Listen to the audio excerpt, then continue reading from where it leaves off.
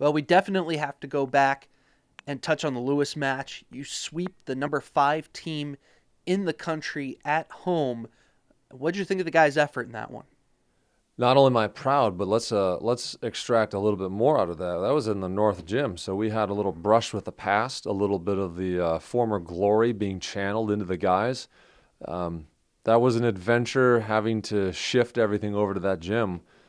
But I got to say, the guys responded positively. They actually embraced it 100%, and they actually loved playing in there. So it was a great match for us. We came out against a really good opponent, a top 5 team, and we played a really nice match, which shows us once again that we have the capability of playing at a high level. Okay, we definitely have to talk about Gianluca Grasso's celebration after he clinched the match. Shirt off and everything. Where does that rank all time from what you've seen in terms of volleyball celebrations?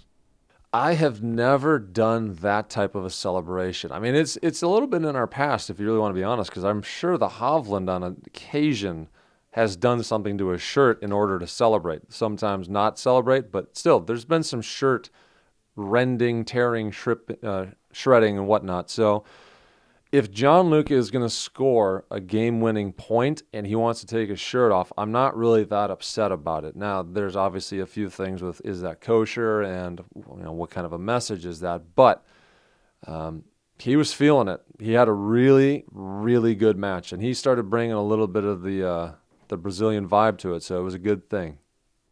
Well, you followed up the good feelings after the win over Lewis, and you sweep George Mason and beat Harvard in 5 sets on back-to-back nights at home. And I know we've talked about how these non-conference matches aren't as crucial in the grand scheme of things because they don't affect your playoff chances. So what do you take from those wins, and in this case, the most recent 5-set win over Harvard?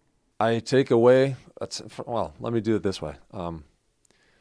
What's the takeaway from winning a 5-set match against Harvard? Well, number one, it shows that we could grind it out. We just played back to back, which I'm really encouraged and also proud of the fact that this is the first time that we've shown that we can have the stamina, the fortitude to actually go in against another really tough opponent who had just played Santa Barbara and lost.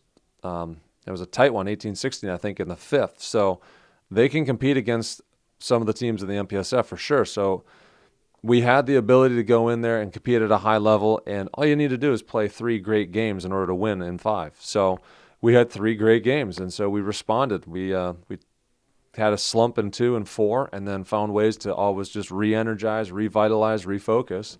And then Andy came up big on his birthday in Game 5 and served us to at least a 4-point lead.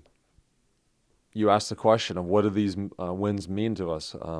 They're not in conference, so it doesn't really affect the playoff picture. But what it does mean is that it can show us that we're getting better, that we're gelling, we're starting to make an upward trend so we can push towards the in-conference matches at the tail end of the season, and then we can go into playoffs. So we're creating a lot of positive momentum. We're starting to see the results of the fruits of our labor. So we've had a couple of nice wins. I think in the back half of the season, we're showing that we're somewhere close to like 6-3, 6-2. So that's positive strides forward. And all the hard work and everything that guys are putting into it, they're starting to see results. A guy like Woody comes out, and that's 2 nights in a row where he's performed at a high level. John Luca, he's coming out and he's performing at a high level. Lucas Osone, I mean, everybody tonight. We hit 347 as a team, and that's 2 nights of hitting over 350, which is a great sign of things to come.